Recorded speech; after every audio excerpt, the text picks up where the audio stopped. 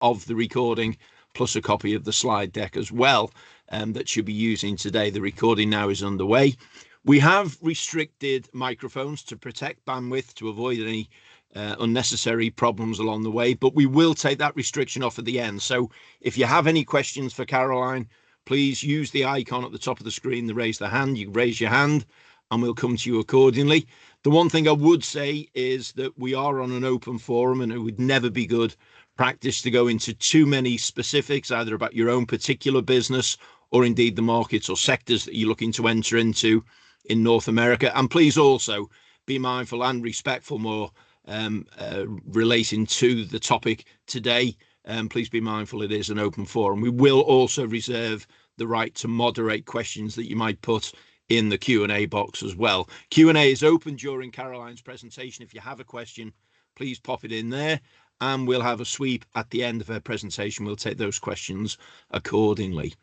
Okay, that is the hosting. I think that's everything I've covered there. So there's nothing more for me to do than to pass across to Caroline. One thing I would say, and I have to say it's a personal thing to say, we are really proud of the partnerships and associations that we have here at the UK Export Academy, not least with our partners OCO Global. And it gives me great pleasure to work with Caroline once again. I've done it once before, and it gives me great pleasure now to introduce you to her today. Caroline, the floor is yours.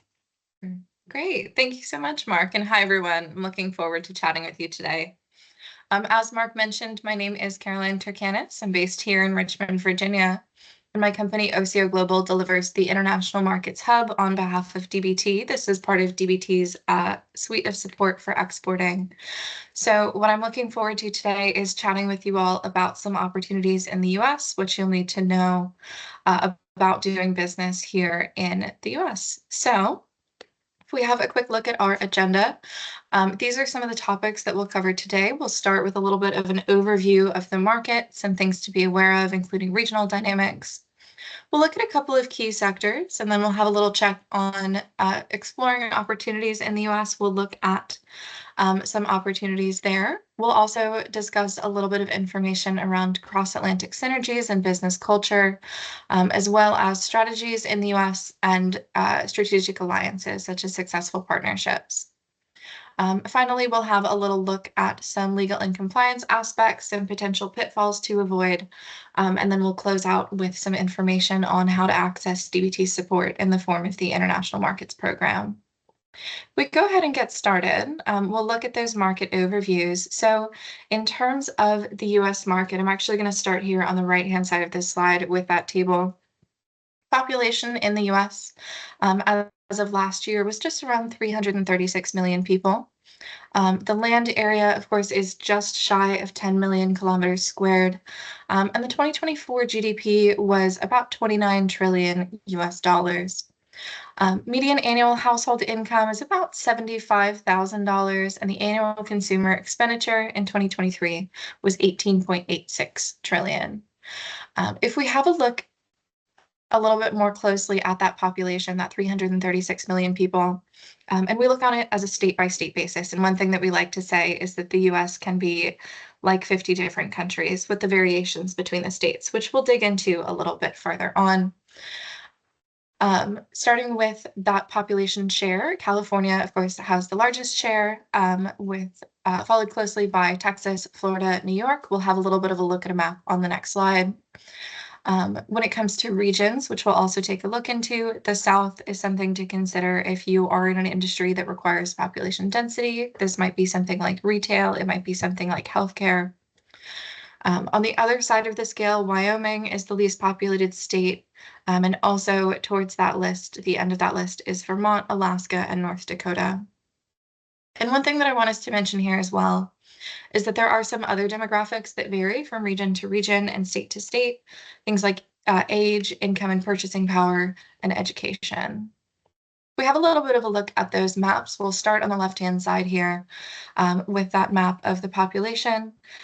So in terms of that map, you'll see California in that darkest green on the left-hand side on the west. You'll also see Texas in the south is a little bit darker green. And then, as we mentioned, New York and Florida.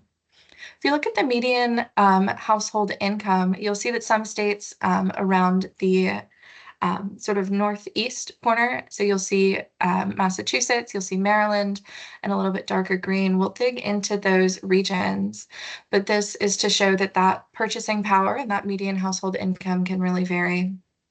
If we start here with these regions, we'll look at the Mid-Atlantic and New England first.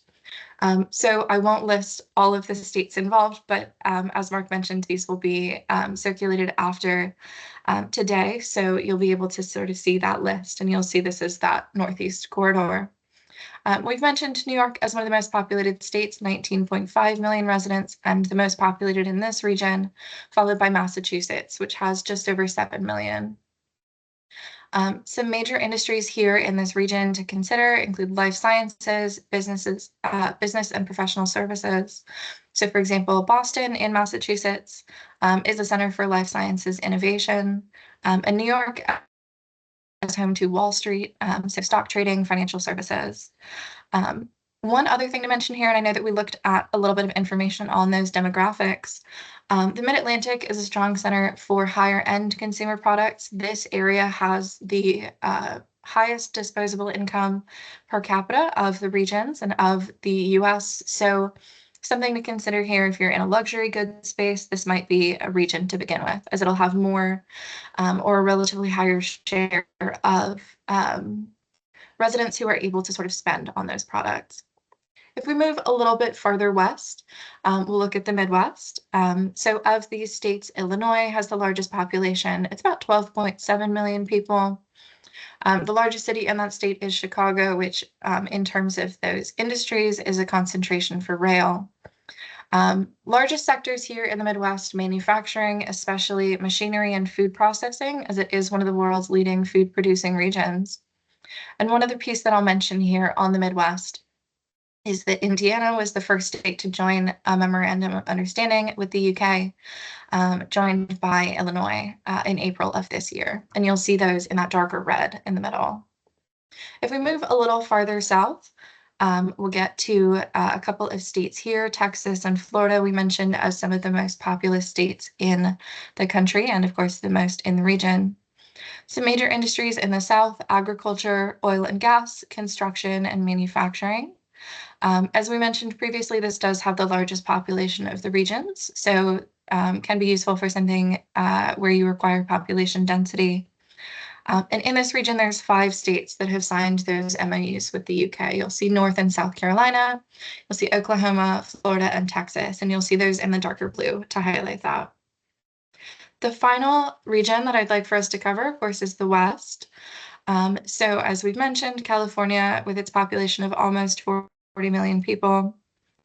Major industries out in the West include tech, especially in San Francisco around the Bay Area, as well as Seattle, Washington. Aerospace and defense, so especially in Colorado, in Utah, and in San Diego, California. And creative industries, especially in Southern California, around LA, of course, Hollywood. And of these states, you'll see Washington State, Utah, and Colorado in that darker purple to signify those MOUs. So we've had a little bit of a chance to look at an overview of the country as a whole. And what I'd like us to do next is look at a couple of key sectors. I'll cover 4 with you today. The first one being business and professional services. So estimated to reach around $3.3 trillion in revenue this year, and growing at an annualized 3.1% since 2020. Some sectors to consider here within this umbrella of business and professional services, computer system design and related services, legal and accounting, consulting, research development, and architectural, engineering, and related services. So 2 things that I'll highlight here within that umbrella. In 2022, the Architects Registration Board and the US's National Council of Architectural Registration Boards signed that mutual recognition agreement. And there's a similar one as well in 2024 for the Engineering Council and the National Council of Examiners for Engineering and Surveying. And in terms of these mutual recognition agreements and what they mean, these are national councils here in the US. So they're responsible for overseeing the state registration of professionals in these spaces. If we look at that engineering one, of course, in the UK, there's chartered engineers. Here in the US, something similar is called a professional engineer or a PE. And so what these mutual recognition agreements do is facilitate those registrations across the Atlantic. And so, of course, these two, the NCARB and the NCEES, are national councils. Those registrations for professional engineers are done on a state-by-state basis. So as you consider the US, if you're in an industry that has that registration, whether it's one of these two, whether it's something like nursing or teaching, you'll want to be aware that there may be state requirements that you'll want to be aware of and be compliant with. So we've had a little bit of a chance to start with business and professional services. The next one I'd like us to look at is consumer and retail. Which is one of the largest sectors in the US. It's expected to produce $7.4 trillion in revenue this year, and growing at an annualized rate of 2.2%. Some key subsectors here: apparel, consumer products, and personal care products. And so depending on your subsector and depending on where you fall within the consumer and retail sector, if that is your sector, a couple of regulatory bodies you'll want to be aware of. It might be the Food and Drug Administration if you're in a consumer or cosmetic space. It might be the Consumer Product Safety Commission if you are in a space such as apparel, bedding and mattresses, and children's products, as these have specific regulations. So as you approach the US, you'll want to be aware that and double check any regulations that might apply to you. You can, of course, reach out for compliance support as needed. And of course, at the end of my slides today, we'll have a little bit of information on how we can support and how best to connect with us. The next sector I'd like us to cover, food and drink, about 1.1 trillion in revenue, and grown about 1% from 2022 to 2023. Some key subsectors here: meat, dairy, alcohol and non-alcohol, and snacks and confectionery. One thing that I'll mention around that alcohol and non-alcohol, we've seen sort of in the US an increase in sort of sober drinking, or sober non-drinking rather, and that interest in non-alcohol growing. A couple of regulatory bodies to be aware of, and of course, as we mentioned with consumer and retail, which regulations you'll want to be aware of depend on where you fall within that sector. There's, of course, the Food and Drug Administration, which we mentioned on our previous slide. There's also the Alcohol and Tobacco Tax and Trade Bureau, or TTB, as well as the Department of Agriculture, so the USDA, and the Centers for Disease Control and Prevention, or CDC. If we move on to our last sector for today, we'll cover healthcare and life sciences, so about 3.1 trillion in revenue this year, and an annualized growth rate of about 3.1%. Some key subsectors here: hospitals, ambulatory health services, and medical devices. There's also 7 state-level agreements between the US and UK that focus on life sciences. And within this space, the main regulatory body here is the FDA. So that covers medical innovations such as devices. It covers pharmaceuticals. Great. So we've had a chance to look at some sectors. And the next thing I'd like us to cover is some growth opportunities. And so what I'll start here with is just a mention, of course, of the trade deal that was signed earlier this year, those key sectors being aerospace, automotive, and steel and aluminum, and either an elimination or a reduction promised in those tariffs. So I wanted to make sure we touched on that briefly before looking at those state-level agreements as well. So there are 10 state-level agreements, these memoranda of understanding between states and the UK. I know we mentioned in our review of the regions which states these were. And I'd like us to cover them in a little bit more detail, and we'll go state by state in the order that they were signed. We'll start with Indiana. This was the first to sign that agreement, and in 2025, it's home to about 7 million residents, ranked 13th among US states for gross state product growth in 2025, and it's about 430 billion in gross state product this year. Top 3 sectors here: manufacturing, real estate, and healthcare. And this was, of course, the first of those 10 MOUs, and it covers advanced manufacturing and materials, aerospace and aviation, life sciences, agriculture and ag bioscience, automotive, low emissions technology, and energy and infrastructure. If we move over to North Carolina, this was the second to sign, and ranked 12th for revenue growth in 2024. This is home to about 11 million people and a revenue of about $637 billion. North Carolina's largest industries, this is insurance, banking, and healthcare. Something to be aware of here with North Carolina is that it is home to some corporate giants, so Bank of America, as well as some healthcare innovation leaders, Duke University, and what's called the Research Triangle, which is Durham, Raleigh, and Chapel Hill in North Carolina. So one thing here to note with this MOU is that those specific sectors, it doesn't cover specific sectors for this MOU. It rather covers topics, so addressing barriers to trade, net zero greenhouse gases, promoting equity and environmental justice. If we move over to South Carolina, so just a little bit further south of where we were, this is home to about 5.5 million people and a gross state product of $266 billion. Largest sectors here, hospital, automotives, and health and medical insurance. And so to reflect those sector sizes, this MOU covers automotive and life sciences. We'll move a little bit further west towards the middle of the country. We'll look at Oklahoma. So about 4 million people and a gross state product of $206 billion in 2024. Largest industries here, oil and gas and healthcare. And with this MOU, it created what's called the United Kingdom Oklahoma Trade and Economic Promotion Board. This was signed in April 2023, and it focuses on energy transition, zero emissions vehicles and negative carbon technologies, and agriculture. We'll keep moving west. We'll have a little look at Utah. So this is the 5th fastest growing state product in 2024, about $224 billion. Utah's nickname is the Bee of 2 million people. Those priority areas of focus here, aerospace. I know that in our review of the regions, we mentioned Colorado and Utah for aerospace. There's, of course, a space here for healthcare and life sciences, especially around health tech, as well as fintech and supply chain resilience. And like the agreement with North Carolina, this also covers some non-sector priorities. So in this case, workforce development, academic cooperation, environmental quality, and women's economic empowerment. If we move over to the Pacific Northwest, we'll have a look at Washington, the 6th fastest growing economy of all U.S. states in 2024, $686 billion in that gross state product, and about 7.9 million people this year. As we mentioned, there is some priority in Washington around Seattle for technology. So you'll see home to corporate giants Amazon and Microsoft, as well as Boeing.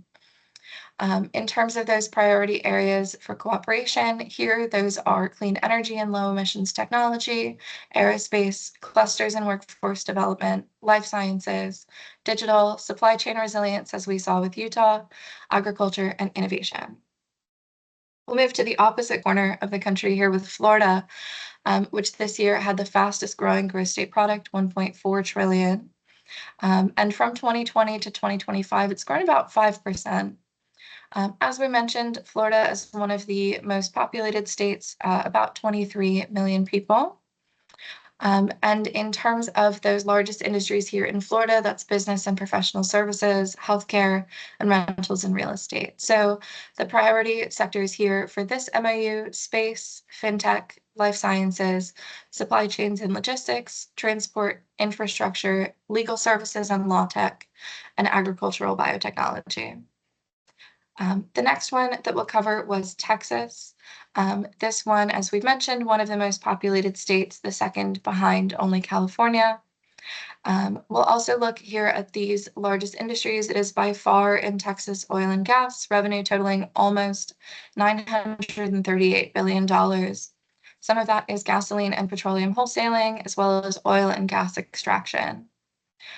One thing to note here with this agreement, the state of Texas does not use memoranda of understanding. So while this agreement is functionally equivalent to the others that we've discussed in this section, it's framed as a statement of mutual cooperation rather than an MOU. And priority sectors for this agreement, energy innovation, chemicals, health and life sciences, supply chains and critical minerals, advanced technologies, aerospace, infrastructure, transport services, and business and professional services.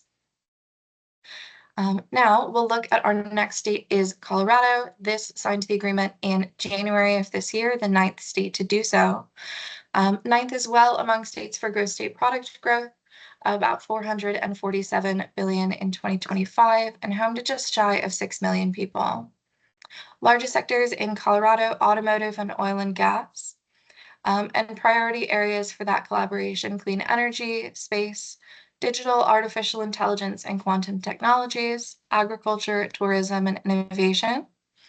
And then as well, as we mentioned with some of those agreements, priority areas that aren't related to sectors. Here with Colorado, it's around encouraging participation in government procurement and pursuing solutions to specific market access barriers and recognition agreements for professional qualifications.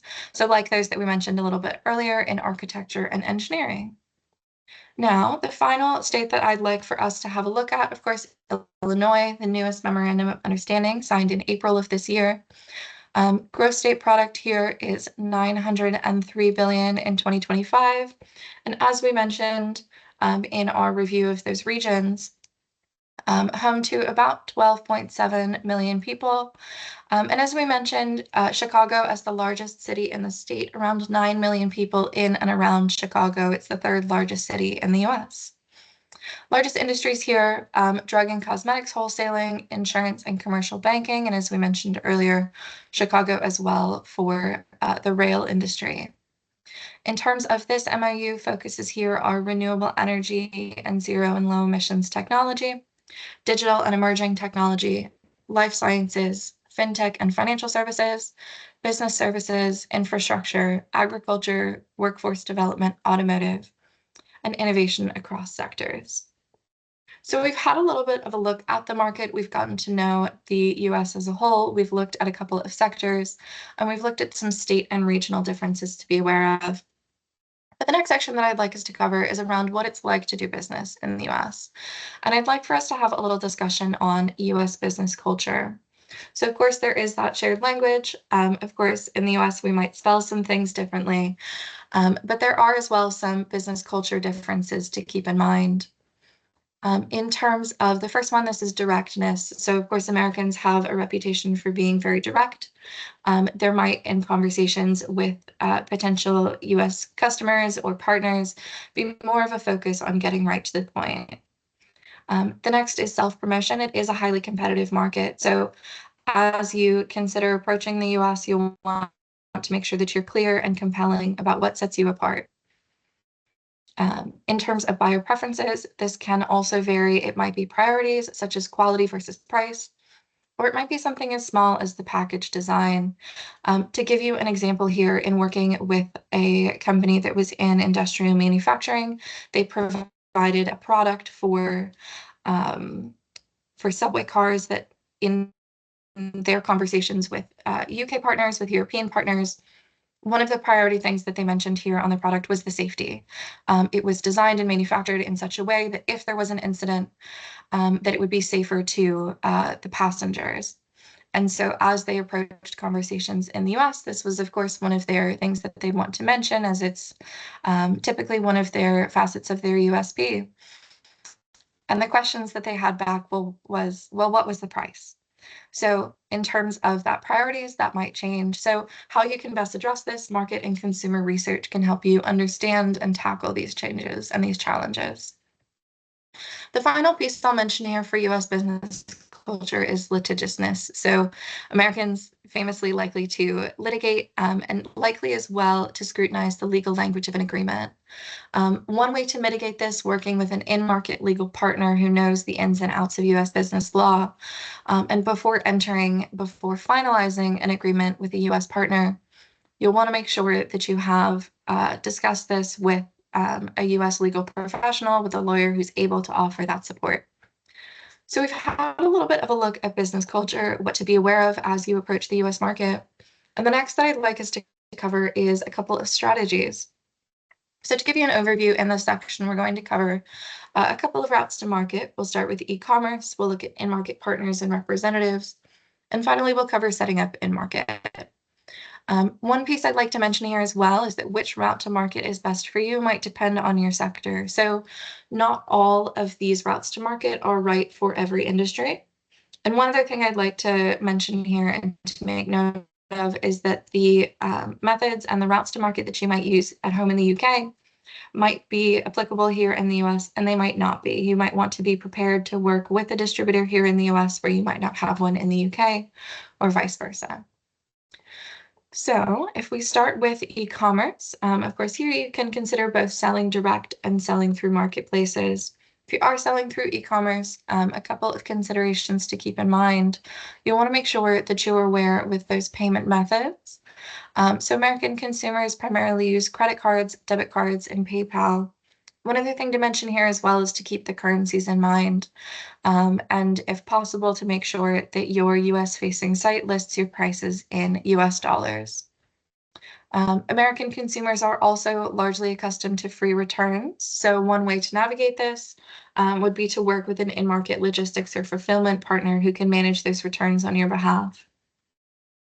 And of course, with e-commerce, how customers are going to receive their products. So with shipping, this might involve whether shipping is free to the consumer.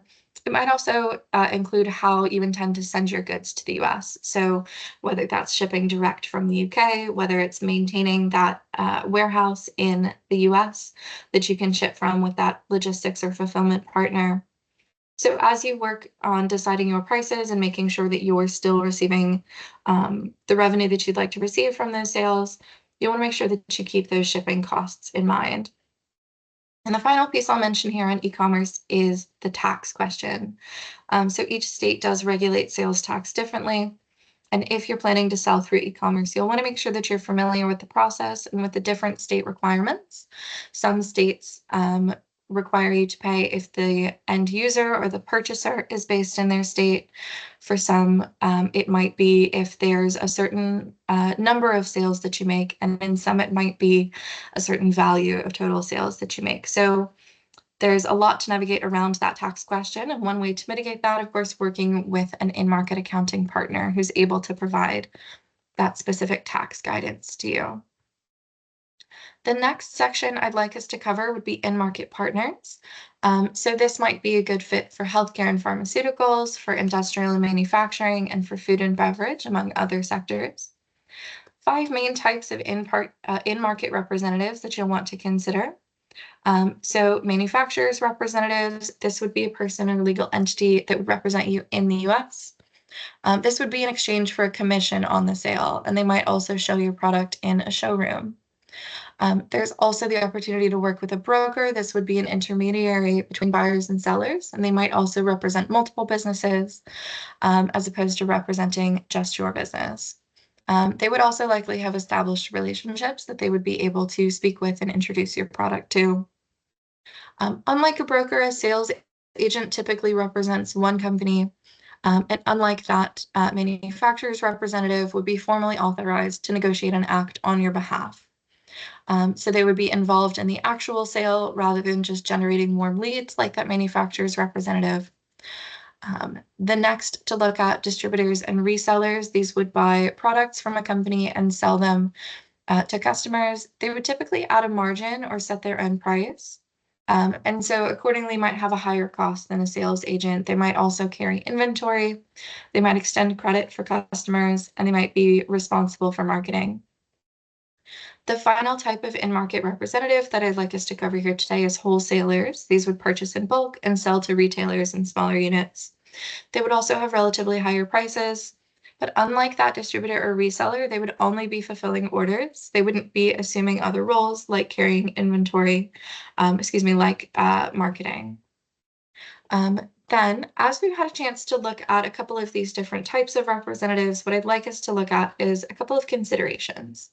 And things to keep in mind that if you are planning on working with an in-market partner, to make sure that you've squared away. The first being that clear division of responsibility, as we reviewed on that previous slide. Certain types of partners cover certain responsibilities, things like marketing. They might be authorized on your behalf or not authorized on your behalf. So with that clear division of responsibility, you'll want to make sure that you have agreed with this partner who will be responsible for sales, for marketing, for logistics, and for other responsibilities. We also mentioned a little bit of information on pricing, that this might mean that your costs might change, especially to your end user. And so you might need to adjust your end user price to accommodate that to make sure that the sales are still profitable. The next would be exclusivity. So this might be the case if you're working with a partner who says, I'd like to be the only entity to represent you in, let's say, the Northeast. You'd want to make sure and decide in advance ahead of those conversations if you'd be comfortable giving exclusive rights to sell or resell within a certain geographical area. This might be regional, it might be state, it might be national. So it's something that you want to be aware of as you prepare for those conversations. And as we've discussed sort of all of these nuances and facets to keep in mind, you'll want to make sure that your contract meets all the requirements you expect of it. As we mentioned a little bit earlier, the potential to engage a U.S. lawyer to draw up a contract in U.S. legal terms. So we've now reviewed our first two routes to market, and the final one that I'd like us to have a look at is setting up in market, and this would be incorporating a U.S. entity. It can be both a benefit and a challenge. There's not always, it's not always a requirement or always necessary. As we've mentioned, you can still trade without a physical entity, and you can still sell via e-commerce or through a partner. This is especially the case, as we mentioned here, e-commerce as well as for service providers. A few different ways to establish that presence. There's the option of a joint venture that would be working with and signing an agreement to work with a representative and a partner in market. You can also consider purchasing a business as well as a U.S. subsidiary. Depending on what form of entity you choose here in North America, that might affect your tax implications, which, as we mentioned, can be a little bit complex. And of course, it's important to remember that there's a variety of taxes and tax laws across the U.S. A couple of other considerations that you'll want to keep in mind if you are considering establishing a presence. The first being employment law. If you plan to employ any staff here in the US, the employment law is very different from the UK. One way to navigate this, working with an employer of record or professional employment organization who would be able to sort of oversee and administer things like health insurance, things like taxes and social security tax. So in terms of that employment law, a couple of things that you'll want to be aware of if you plan to employ. The next, of course, is contract law. As we've reviewed, this is something that you'll want to be aware of, and whether you have that U.S. legal presence can impact how that contract is drawn up. And it may also impact in a less concrete way your opportunities in the market, as some U.S. companies might be more comfortable dealing with a U.S. legal entity if things were to change and things were to take a turn for the worse. They might feel more comfortable in advance of that, knowing that they would be dealing with another U.S. legal entity. As a large part of that is the liabilities. So having that U.S. presence might impact liability in the case of legal action. Finally, what I'd like us to cover here is the costs of establishing a presence. So depending on the kind of entity you intend to open, whether this is an office, whether this is something as far as a manufacturing facility, there would be costs associated with that. It might be legal and accounting expenses. If you're planning a larger facility, it might also be site selection expenses. Some of these might be mitigated. You might have the opportunity to work with a local development agency who might offer tax incentives or tax breaks if you were to set up in their locality, encourage job growth in their region.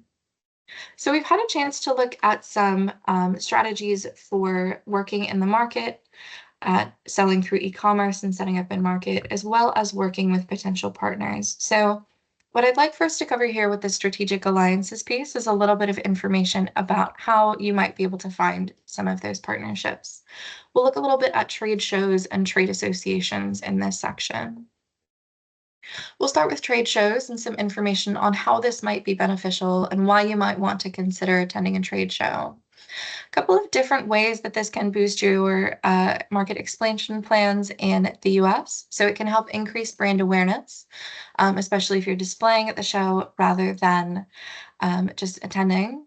You can also scope out the competition and understand other players in the market. So as we mentioned previously, it is a fairly competitive market. You'll want to make sure that as you're approaching conversations in the US, whether it's with a partner, whether it's with a client, that you are able to clearly articulate how your product or service sets you apart from the competition. Another piece of that, as we mentioned, that Americans tend to focus on price. You want to be able to compare prices and make sure that you have an understanding of where your set price puts you in the market. And as part of that as well, identifying those differentiating factors that will help you set yourself apart. This is also an opportunity to meet potential in-market partners, especially if, as you prepare for the trade show, you're setting meetings in advance. And finally, if you're attending a downstream trade show, so for example, your buyers or end users, you'll be able to gain an understanding of them as well. Some things to keep in mind before attending a trade show, you'll want to set goals in advance. If you have a sense before you attend the show of what you would consider a successful show, this will help you evaluate more clearly whether you feel that show met its goals, and whether you're interested in attending further shows. Another piece of this as well is knowing who else is attending. As mentioned, if you are looking for a potential partner for a potential client, and you're able to arrange those one-to-one meetings in advance, that can help you make the best use of your time at the show. And some shows might have online platforms where you're able to message other attendees and arrange one-to-one meetings, or you might want to do some active outreach ahead of the show via email or phone. And finally, something else to consider before attending a trade show is your presence. You'll want to decide how large of a booth you want to have, what kind of displays you want to bring, and how you'll transport those display materials to and from the show. In terms of those display materials, especially if you're planning to bring samples, a couple of things here to keep in mind as well. So if you plan to bring samples, you will want to ship them in advance, either pack them as part of your luggage or send them via express carriers or international post. In terms of those regulatory requirements, there are certain requirements for something to be considered a sample. In particular, you'll want to make sure they're declared on entry documents, that they're under $1 per item, marked on those entry documents, and as well that they have been treated in such a way, whether marked, torn, perforated, or otherwise adjusted, to make sure that they're unusable for sale. As if you were planning to sell at a trade show, then these products would not be considered samples, and it may impact what visa you need to attend the show. So we've had a little bit of a look at trade shows. Those might be events that you would be able to attend, but in terms of a longer and ongoing engagement with the market as a whole, you can also consider getting involved with a trade association. This can help you build your North American network in a couple of ways. There might be the opportunity to network with potential partners. There might be support for regulations as well. This can be something like compliance and guidance on how best to make sure that you're compliant with regulations in the US. It might also be lobbying and working to adjust those regulations. Finally here, as we've mentioned, you'll want to make sure you understand your competition. So engaging with a trade association can help you understand what that market looks like for you, as well in terms of innovation or other developments. One other piece here that you can consider is connecting with trade associations in upstream or downstream industries. These might be your suppliers, they might be your buyers. So trade associations with your peers, your competitors, can help you understand that market positioning. And then when it comes to those downstream trade associations, that can help you understand their needs and sort of best tailor your products, your markets, and your approach to the market to meet those needs. To give you a sense of what it might look like to work with a trade association, one business that we've worked with previously was interested in, it was a healthcare product, and they were interested in meeting with nurses who might be able to sort of help them grow their network in the US. With North America, they reached out to these trade associations and were invited to attend a show with one of the nursing associations. So that's sort of an example of that usefulness of downstream trade associations. So now that we've had a chance to look at a couple of specific opportunities for engaging with your market and how best to do so through trade associations and trade shows, I want us to make sure that we have a clear road ahead to get there. There are some things to consider, like legal and compliance aspects, especially around regulations, as well as potential pitfalls to consider to make sure that your North American growth can be as smooth as possible. The first I'd like us to cover is a little bit of an understanding of US regulations. Of course, these are sort of all varying in terms of their sectors, in terms of their regulation. So I've highlighted a couple here that you'll want to consider if they may apply to you. And of course, there are many others as well. But we'll start here with these three. The first one being the FDA, the Food and Drug Administration. Which we mentioned a little bit earlier in our sector review, food and drink, healthcare and life sciences, especially medical innovations such as medical devices and pharmaceuticals. And then as well, some consumer goods, especially those in cosmetics, might be regulated by the FDA. The next that I'd like us to cover here, we've also heard this name earlier today, the Consumer Product Safety Commission, or CPSC. If you're in a consumer space, they might apply to you, especially if it's something like apparel, especially if it's children's products, which do require a specific license. And then especially around sort of apparel, which we've mentioned, and bedding would be the third one here. The next would be the EPA, the Environmental Protection Agency. There have been a couple of changes here with the EPA or proposed changes, but especially if you're in an industrial space, you'll want to consider things like emissions. If you're in the chemical space, you'll want to consider things like the potential regulation from the EPA as well. So we've had a little bit of a look at regulations, and what I'd like us to focus on here for a second is a little bit of a case study and Tesco's previous market entry in the US. This was around, I believe, 2007, 2008 that Tesco first or most recently attempted their US launch. And a couple of factors here that sort of contributed to that failure to take off that I'd like us to focus on is potential pitfalls to be aware of. The first one was that unknown consumers, and in terms of sort of American grocery buying habits prefer to buy in large bulk. Offerings focused more on ready meals that US consumers were less likely to consume. So in terms of that consumer research, in terms of their awareness of who their buyers might be, a little bit more space for them to have done some research so that they could be most appropriately tailored to the market. The next being the location. We've looked at those regions a little bit earlier. We've mentioned that there are some variations here. And one thing to note here is that Tesco's plan to launch was for the West Coast, which is a much less urban area than the East Coast. So a store model dependent upon foot traffic and a car dependent area meant that they had fewer walk-in customers. And the final piece, poor timing. This was just as the US economy started to plunge into a recession. So a new option with higher levels of spending made consumers a little hesitant to sort of purchase something new and spend that additional few dollars on something that they weren't sure was right for them. So we've had a chance to look at a couple of potential pitfalls here, not knowing your customers, not knowing the locations. And the next that I'd like us to cover, intellectual property.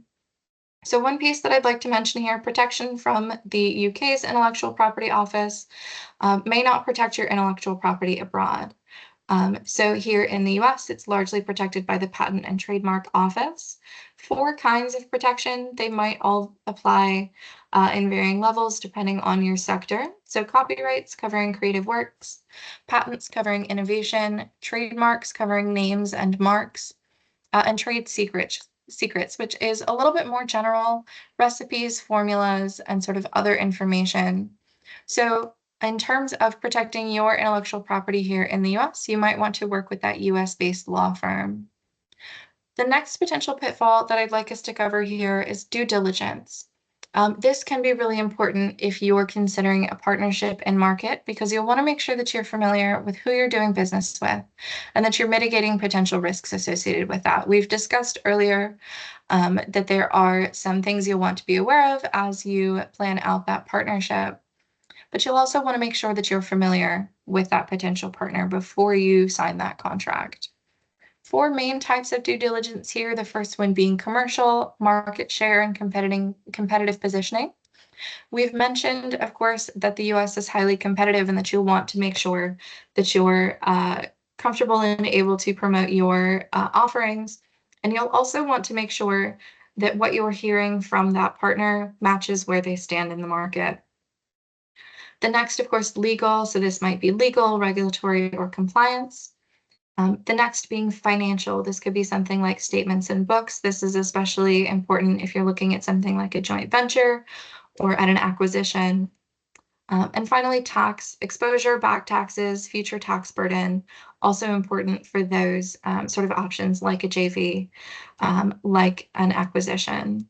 One way to navigate this, working with a due diligence firm in the US, someone who is specialized in finding that information for you. Of course, in the UK, there's Companies House, where you can find public information on those potential partners and on businesses. There isn't an equivalent for Companies House in the US. There's not the requirement to have that information public. So if it's traded on a public stock exchange, they are required to do so, but otherwise you might not be able to find that information publicly. So working with that due diligence specialist can really help identify those facets and make sure that you are comfortable before you sign that paperwork. So we've had a good chance to review the US today. We've looked at the market. We've looked at some sectors. We've talked a little bit about what it's like to do business in the US, how you might want to approach it, and some things to be aware of. So the final piece that I'd like us to cover today on these slides would be accessing DBT support. As we mentioned at the start, myself, my colleague Elena, and a few other colleagues in the US and in London deliver what's called the International Markets Program. And this is part of DBT's suite of support for exporting alongside the Export Academy and some other resources. So in terms of DBT's support and in terms of this International Markets Program, we have a couple of types of complementary support. This can be something like off-the-shelf market guides. We've covered a lot of topics today that you'll want to consider, from employment if you're planning on establishing a presence, to working with in-market partners, to intellectual property. And we have a set of off-the-shelf guides on topics just such as these, as well as some others. Depending on where you are in your market journey with North America and with the US, we can put together some information for you, what's called a market insight. If you're a little bit earlier in your journey, you're still learning about the market, this might be something like helping you learn about the trends or helping identify which states might be of interest, as well as regulatory bodies. If you're a little bit farther along in your journey, it might be helping you find other trade shows if you've already attended some, or identifying potential partners or end users. And the final piece here with the International Markets Program would be that connection to the Export Support Directory.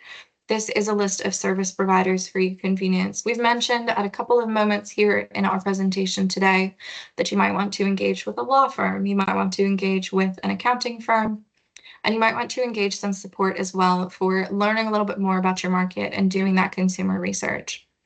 And that's what this Export Support Directory is exactly for. These commercial partners have been vetted by DBT to join this directory. And as these slides will be circulated after our call today, you'll see there's a link here to get in touch with the various types of support available from DBT. So if you do reach out to us here at International Markets, a little bit to let you know about our team. Of course, we've had a chance to meet today. My name is Caroline Turkanis. Our program manager, Hoda Shahzada, is based in London. On the call today, we do also have Elena Schmidt in San Diego, and then we have two colleagues in New York, Molly Brown and Eve McDonald. So I think we've had a good chance to review today, and Mark, I will hand it back to you for questions. That's fantastic, Caroline. Thank you very much for your presentation. I found it once again quite riveting to see that you as an American describe America as 50 different countries, and it's often overlooked by UK companies when they approach the American markets. They need to understand that and understand the nuances of each individual state, and it was well explained during your presentation as well. As Caroline says, you will be getting a copy of her presentation, the slide deck with all the links, etc., contained therein as well. And this is one of the Gateway USA series, and we have more webinars planned. We have one on the 1st of September, which is all about understanding and navigating MOCRA. So for those of you within the cosmetic industry or looking to approach America, you'll be able to understand MOCRA a bit more from that. And I've got the pleasure of hosting a session on the 4th of September, which is all about public procurement and how you can navigate yourself there in the state of Florida. As Caroline said during her presentation, public procurement is and can be quite a lucrative market for British companies as well. So you'll be able to understand that more after the session. We have just one question in the Q&A at the moment, and I'll come to that in a moment, if I may, Caroline. But just to tell the audience that I have taken the restriction off microphones. So if you have a question, this is your opportunity to be able to raise your hand and ask it of Caroline. You can do that now, and we'll come to you accordingly. All you need then to do is take yourself off mute. I'll go to the question that we have, if I may, Caroline, from Maya, and she asks, what options are available where states require a social security number for tax registrations? Sure. That's a really good question around the requirements for that tax registration. As I'm not an accounting partner, I'm not familiar with those specific details, but if you send through a submission through I'm happy to see what information we can find for you. It might be something like working with a registered agent, which if you were to be interested in an office in that market, in that state, registered agents would be approved by you to be able to receive mail, Sure. to be that office and that address specifically for requirements, and might have that option for the tax registration as well. So please do get in touch, and I'm happy to see what we can do about putting you in touch with an accounting partner who would be able to provide that advice. Yeah. Okay, thanks, Caroline. Mayor, as Caroline says, you'll be able to use the links contained within the slide deck to be able to contact IM and get a definitive answer back from my colleagues at International Markets. We've got a question in chat from Tony. He says, thank you for all the advice, which he's followed. I have an established US customer known for around 15 years and actively supplying for the last 4 years. Last year, they became bad payers and now owe significant amounts. What to do? That is really unfortunate to hear, Tony. I'm sorry that you're having that trouble with them. We do have some resources on debt collection and debt recovery in the US. So if you're happy to get in touch, we can see what we can do about sharing some resources. It is a little bit complex to recover those debts, and there are some requirements on debt collection in the US and around how they're able to approach debtors. But I would suggest getting in touch. I'm sorry to hear you're having that trouble, but happy to see how we can help resolve it. Sure. It's an unfortunate thing, Tony, when you have a bad debt on your books. Obviously, you can mitigate all you like to try and remove that threat or the potential for it, but it just happens, doesn't it? So please take Caroline's advice there and follow the links. We have just discussing between chat and the Q&A. Tony, to answer your question directly whilst you've asked it, you'll have a link, you'll have an email contained later on this afternoon, which will contain all the links for those email addresses, etc., etc. So just by your time, if you will, you'll have that within a few hours in an email, have the links to not only this recording, but also to the slide deck as well. Okay, just coming back to the Q&A, we have a question from, forgive me, I'm not too familiar with how I pronounce your name, Gron or Grain, but forgive me for my pronunciation. But your question is, and I'll read it out to you, Caroline, if we were to send a UK employee over to the US, is there a business visa option for a lengthy stay, for example, 3 months? Yeah, there are a couple of different visa options. That is one of the off-the-shelf guides that we have sort of available, is on those different visa options. I know you've mentioned it's a little bit lengthy stay, so about 3 months, but it might also depend on the kind of business that they're undertaking, whether it's just meeting with customers, whether it's selling goods or services. So you might hear me give this answer a couple of times. Please do get in touch, and we're happy to sort of see how we can support with the specifics. Yeah. Thanks, Caroline. As Caroline just said, there's an awful lot of questions coming through, which would be best served taking offline and using the links that you give them to be able to answer. Again, as I said at the start, it's very difficult for us to go into specifics and give you specific answers back. I hope you'll understand that, because every case is different. Daryl, just a generic question really from Daryl. What's the benefit to a UK producer of goods when selling or looking to sell to an MOU state, to a Memorandum of Understanding state? Just very briefly, Caroline, because it's a difficult one to cover all bases on. Sure. Yeah. In terms of the benefits of choosing an MOU state, they might be a little bit more primed to do business with a UK partner, or there might be some opportunities available. The MOUs, as there's quite a few of them, can vary a little bit. So I would encourage you to look a little bit into them and see if they might apply to you, especially if your goods are in one of those priority sectors, which, as we mentioned, sort of vary from state to state and agreement to agreement. So. Sure. I think a lot of the questions in the chat, for the likes of Flammerhill, a regular attendee to webinars here at the UK Exports Academy, hello again. What advice you give if you import a product to the UK, then export it to the USA, for example, packaging or product development, etc. Caroline, just briefly, if you could give your take on that.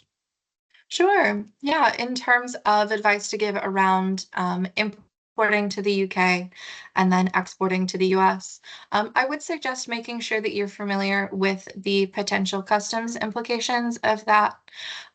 Something to consider is that depending on what kind of processing or what kind of changes might happen to that product while it's in the UK, that might impact the country of origin. And depending on where that falls within the threshold of what's called significant transformation, even if you're bringing the product into the UK and then sending it to the US, the country of origin for customs purposes may be the UK, or it may still be the country that it came to the UK from. So I'd encourage you to make sure you're familiar with those rules of origin and those country of origin questions as you consider the US. Yeah. Fantastic. Thanks, Caroline. Let me see. We don't have any more questions in the Q&A. There's a couple. Charlie, I've answered you separately on the question you asked around de minimis. There's a lot of there's a lot of questions and a lot of discussions ongoing about that. So yes, it probably isn't best for us to comment just yet on that. And I wouldn't ask Caroline out of respect for her as well. We'll wait and see what happens in the fullness of time. George says, thanks for a great presentation, Caroline. Thank you, George. I'm glad you referenced it as well. Thank you for that. He goes on to say that you mentioned in-market partners. Do you have a list of preferred providers that you know and recommend? Sure, I think that's a great question. And in terms of the support that we can offer under IM, we can help identify some partners for you. It's something that we've been doing as part of this program for quite a while, but we often find that what one company likes to see in a partner, another might not like to see. So in terms of preferred providers, it might depend on what you prefer. So happy to see sort of how we can help with that. Yeah. Sure. Thanks, Caroline, for your answer. Jacques asked the question. I wouldn't expect you to give an answer to this, but I'm going to verbalize the question anyhow. They say, would you say, given the now current administration and its policies, producing a product in the US would be more favourable than marketing it as made in Britain? For my part, Caroline, what I'd say is, as a member of the UK Exports Academy, I would always say that it's best to have a made in Britain product and sell it overseas. Caroline may have a different take on this, so I'll just ask you, Caroline, briefly, do you? Sure. I think in terms of the preference around where you might like to manufacture, I would encourage you to have a little bit of a look into what costs might be associated as you make that decision for yourself and your business, and consider how complex that process might be to move that manufacturing plant. Very diplomatically handled, Caroline. Well done. I'm appreciative of that. We've got a comment from Anita. Really informative and well-structured presentation. Lots of food for thought, and she thanks you for it, Caroline, as well. Okay, lots of Flammerhill. Thanks, Caroline. And thank you, Flammerhill, for attending once again. I think we've exhausted all the questions in the chat, and I'll just make one. Here we are. We've got a question in the Q&A from Christopher. He has a client with US patented product who wants to make and distribute in the USA. Okay, who wants to make and distribute in the USA? How would you suggest going about this? I assume that it must be a product produced in the UK, but it's got a US patent. And he wants to know how he can go. He wants to make it and distribute it in the USA. How would you suggest going about this? Sure. In terms of a UK designed and currently UK manufactured product that It looks has a like the US patent and moving the it looks like manufacturing. switching manufacturer Sure. and manufacture to the US. Sure. I think that there are a couple of considerations that you'd want to keep in mind as you sort of go down that journey. Something that I would suggest is as you approach the market, keep in mind where your end users or your partners might be as you're deciding where to set up in the market and where to sort of place that manufacturing. You would want to be aware of where your end users are so that if you were having to ship or mail your product, if you can minimize that distance, you can minimize those costs. You'll also want to consider, and I know we mentioned this briefly on the section around setting up in the US, if there might be tax incentives or certain tax benefits offered by the localities that you had in mind, that's something to be aware of as well. So it's a little bit of a complex process, but happy to see how we can support through IM. So please do get in touch. Yeah. Oh, sorry, Mark, you're muted. That's because schoolboy error, Caroline, well spotted. I was developing some kind of allergy. I think my voice is failing, which is good news for most people, but not me. I just wanted to point out, thanks for your answer to that question, Caroline. Just wanted to point out to everybody in the room that I've included in the chat a customer survey link. I know everybody asks for customer survey responses nowadays, but we can only improve the service that we offer by courting your opinion and trying to react and take action to the suggestions that you might make. So please, every completed survey is viewed and looked at.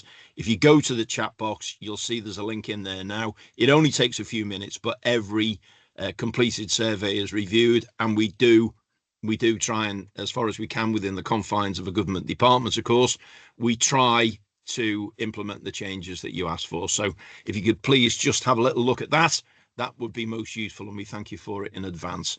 Caroline, we've come to the end of our time now, sadly. Would you like just to give me a few closing comments, and then we can wrap today's session up?